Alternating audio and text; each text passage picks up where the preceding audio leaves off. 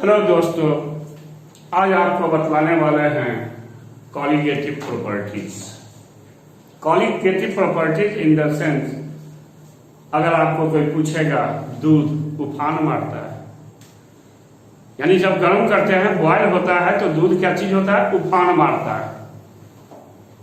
कभी वाटर को, पानी को उफान मारते देखे हैं? नहीं देखे होंगे। इसलिए वाटर उफान नहीं मारता है क्योंकि वाटर क्या चीज है? सॉल्वेंट है, उसमें कोई सॉल्यूट नहीं मिला हुआ है। लेकिन दूध क्या चीज है? सॉल्यूशन है। यदि हम आपसे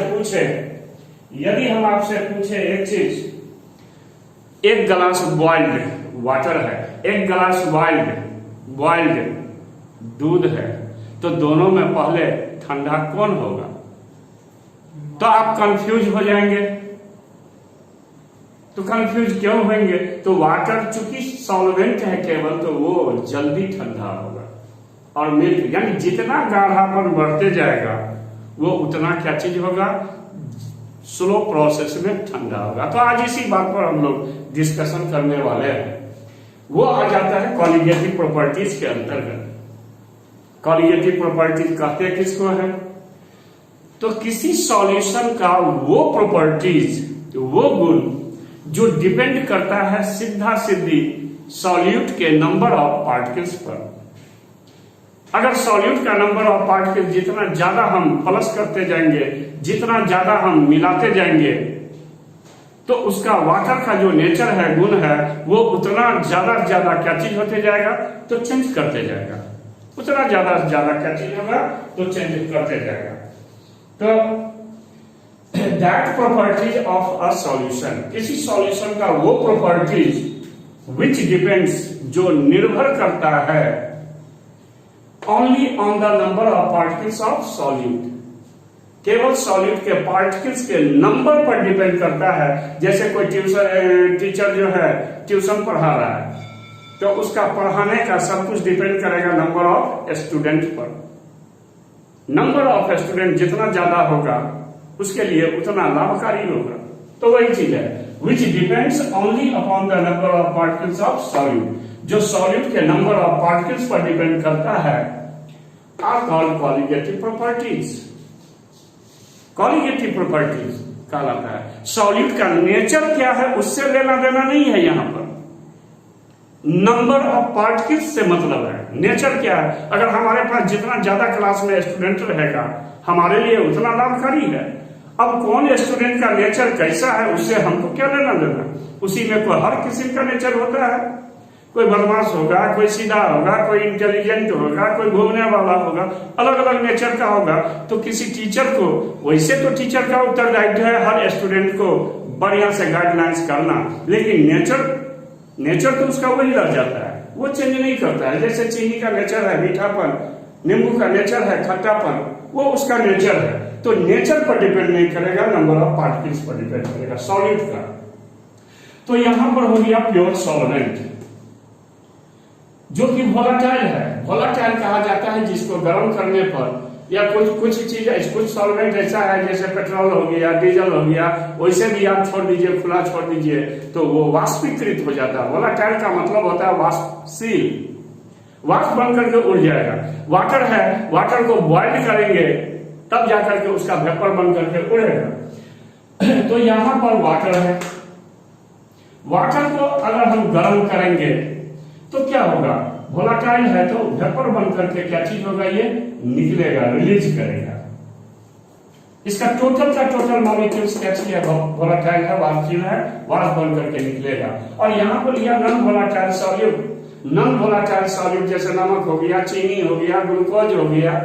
जैसे चीनी का घोल है, गाढ़ा घोल, जैसे रसगुल्ला जो आप खाते हैं और उसका जो सिरप होता है, सिरप चीनी और पानी का घोल है। अगर कंटिन्यू हम गर्म करते रह जाएंगे तो क्या होगा? चीनी बचेगा कि पानी बचेगा अंत में? तो कोई भी कर सकता है। जो लास्ट में जो है बचेगा क्या चीज? तो लास्ट में बचेगा चीनी का पार्टिकल्स, यानी शुगर का पार्टिकल्स लास्ट में बचेगा। पानी तो निकल जाएगा। क्यों निकल जाएगा पानी वाष्पीकृत होकर के विलीन हो जाएगा एटमॉस्फेयर में। और नॉन वोलाटाइल सॉल्यूट चूंकि उसका वाष्प जो है नहीं बनता है, वो उसी में रह जाएगा। तो नॉन वोलाटाइल उसे कहते हैं जिसका वाष्प ना बने, और ये वोलाटाइल जिसका वाष्प बने। जब दोनों को एक दूसरा में घोल दिया, डिजॉल्व कर दिया तो बन गया यहाँ पर सॉल्यूशन। इस सॉल्यूशन को कहा जाएगा बाइनरी सॉल्यूशन। बाइनरी सॉल्यूशन जब किसी सॉल्यूशन का दो ठो कॉन्स्टिट्यूएंट होगा, दो कॉन्स्टिट्यूएंट का मतलब हो गया एक सॉल्यूट और एक सॉल्वेंट, तो यहां पर दो कॉन्स्टिट्यूएंट हो गया, उस सॉल्यूशन को कहा जाएगा बाइनरी सॉल्यूशन।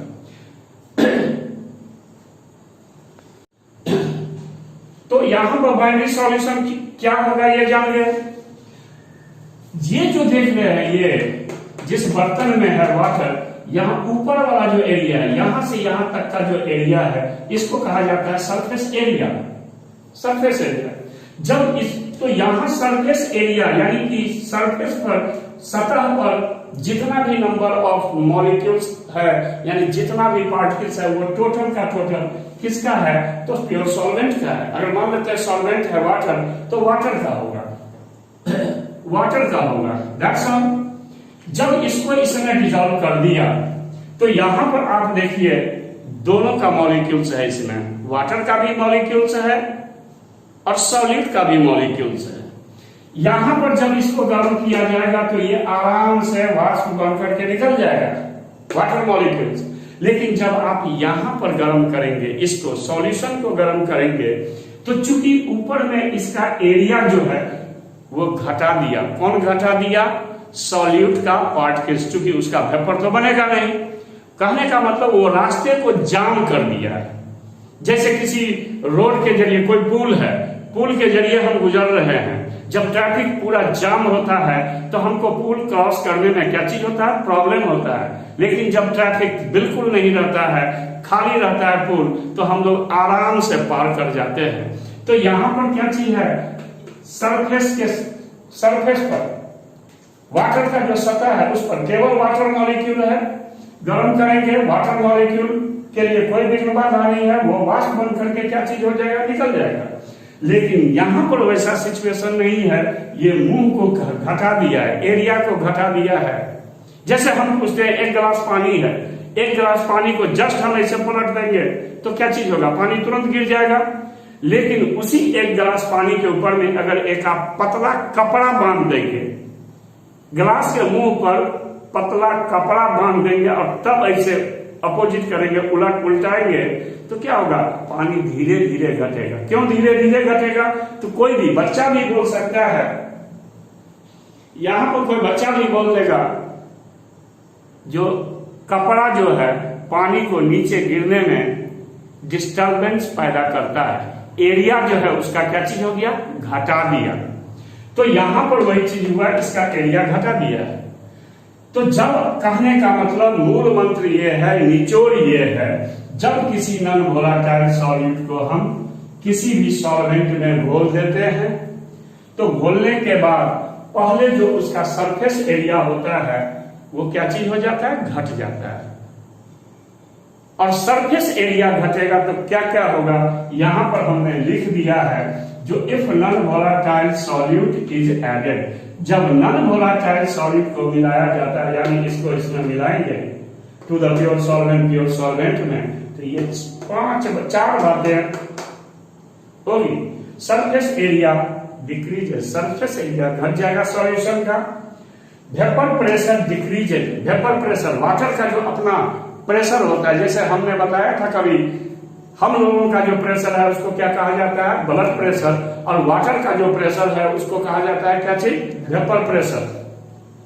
ठीक, तो vapour pressure decreases, vapour pressure घटा दिया जाता है, उसको कहेंगे वेपर प्रेशर घटेगा, उसको कहेंगे हम लोग क्या चीज? Lowering of vapour pressure.